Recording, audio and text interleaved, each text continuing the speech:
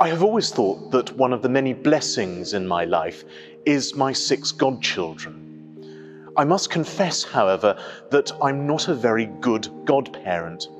The busyness of life means that I'm not always able to see them very often, and I certainly don't write as frequently as I should. Though I do pray for them daily, and 3 have now proceeded to confirmation. So a good deal of my duty is done, even if it has been done somewhat from afar.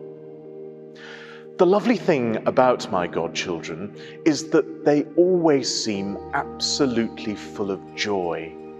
However long it's been since we've been in touch, they are always delighted to see me, and there is always a joy, openness, and welcome in them that resonates with the values of the gospel that we particularly celebrate at Advent and Christmas.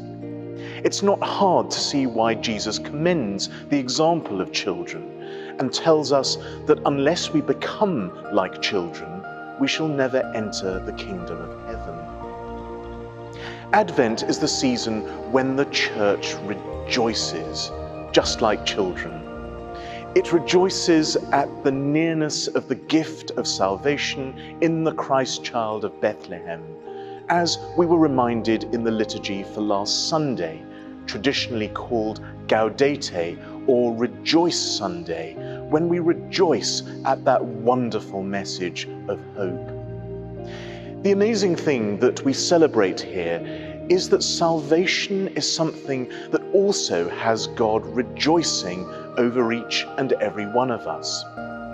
There is a famous passage from the Bible book of the prophet Zephaniah, in which we hear of the wonderful image of God rejoicing over each and every single one of us, renewing his love for each and every single one of us. And that does absolutely mean all of us, even those that we think are no better than they ought to be, and even ourselves when perhaps we don't think we entirely deserve it. God loves us all, and accepting this is part of the joy and wonder of Advent and Christmas, just as children do. We need not earn God's love. We need not deserve it. God's love comes to us as an unmerited gift of grace, as so many Christian authors over the centuries have reminded us.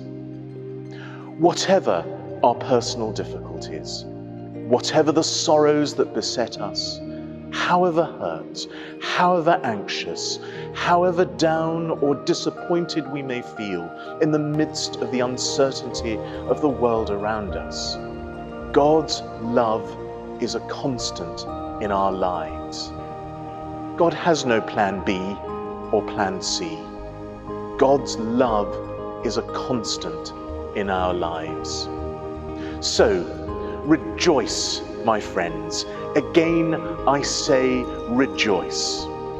God's love is a constant in our lives.